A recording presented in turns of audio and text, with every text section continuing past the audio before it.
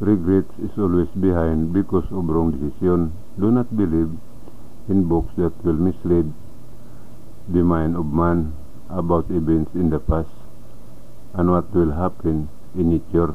Believing that it will happen is a lie because the believer sees something. It is time to learn the words of time. It tells the truth. The punishment is slowly coming. The world is about to end. Lying is the first sin of man, and it is called the inherited sin without forgiveness. Adam sinned. He lied. He ate the fruit was forbidden to him. So they were expelled from paradise, and they were not forgiven. If you know something that can be forgiven, it is lie because the Creator does not change. Why is Mindanao called the promised land? Because of me. Me and the water is the promise in Mindanao. This spring water is different from water of nature. How the promise in Mindanao happened is like this. After disciple threw a stone on the mountain to choose who would be the leader, Peter was the first stone, so he became the leader. That night with his disciple, Christ Jesus told the story of his departure, and they slept together. At dawn, Christ Jesus woke Peter up and took him to Mindanao, Philippines, in the Far East. When they arrived at the place, Peter asked what place that was. Christ Jesus replied that it was the Queen of the East, and said that on the stone the Iglesia will stand. This was the promise in Mindanao. It is written that Christ Jesus would build a church on the rock. Peter already know about this because Christ Jesus said this before they went to sleep. That is why the country is called Pilipinas, because of the three queens or women. These are Luzon, Visayas, and Mindanao. The Iglesia will put the Spirit in the water. Those who want to drink the water with the Spirit will promise to obey the will of the Creator, and this will give salvation to people. The Iglesia will teach the will of the Creator and bring people to the door of paradise in heaven. The one who will join them is me.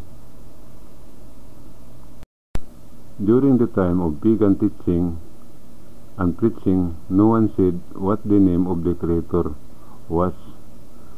So at the birth of Christ Jesus, 3 angels visited with the answers and gave them to Mary. These are the letters, words, and numbers which have been uploaded to YouTube. The 10 commandments of the Creator brought by Moses are called love and respect. There are 3 of the 10 commandments. This is number 1, sanctify the days of conception. This is a challenge. Number 2, love and honor your father and mother. Number 3, love your neighbor as you love yourself.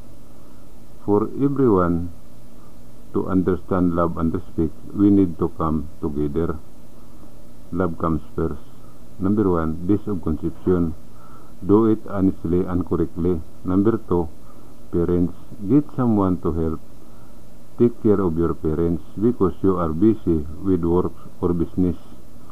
Number 3, neighbors, you will have a hard time explaining to your neighbors.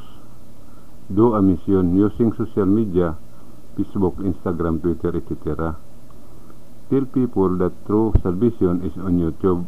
On this channel, Minandro Heavenly News, open and read or listen to the English voiceover. If someone comments or asks a question, the mission is over. The second is respect. Number 1, don't pretend. Number 2, don't hide your parents' Don't let them live in the back of your house, garage, and old people's shelter. Number 3. There are people who secretly instill the young minds of young people that when they reach the age of 18 years old, they are free and their parents should not interfere with them. This teaching destroys the life and soul of man because the Creator says nothing about respecting parents.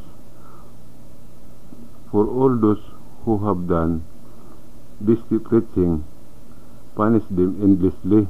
All the lives and soul you have destroyed will be ones who push or throw you into hell when the end of the world comes. Do not burn the body of a person. Do not disturb or dig up the grave of the dead because they have already reached their final destination. What can be moved is the one who is buried in the tomb or pantheon because they have not yet reached their final destination. All the souls who are burned and those who are dug up in the grave will meet those people who do and command when the end of the world comes. What they do will be the same for them. To all who do love, you have entered the challenge called eternal life because you enter without going through death. Going through death is called the second life. I do not convince people. Everyone has a mind. When I will appear in person or do a live presentation, that is what I do not know. Lucifer was the first angel created. He was given half the power of the Creator, similar to his own power. He was a kind angel, and he gave the spirit of life to man. He is now in the sea because he entered the visible body and he cannot come out because he will die. That's the law of the angel, not to return so as not to die. Judas was a childhood friend of Christ Jesus and his best friend. He was a kind and loyal friend of Christ Jesus.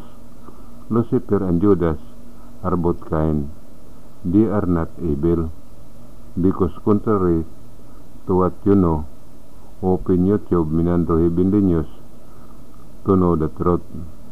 All your questions, the answer are uploaded to YouTube. Read all the videos. What is missing is how to drink water with the Spirit. I will upload it when this time comes. I do not convince people that everyone has their own mind. The Creator did not create evils, angels, and Christ Jesus did not make friends with evils. Everyone who said that the angel Lucifer or Judas was evil is guilty of blasphemy against the Creator and His Son, Christ Jesus. Everyone who says that Lucifer is devil, evil, Satan, etc., when the end of the world comes, Lucifer will take all their souls to hell to show them that he is a good and kind. No soul will be saved from them because he has given half the power. I am only telling the truth so that everyone can prepare for it. Mabuhay.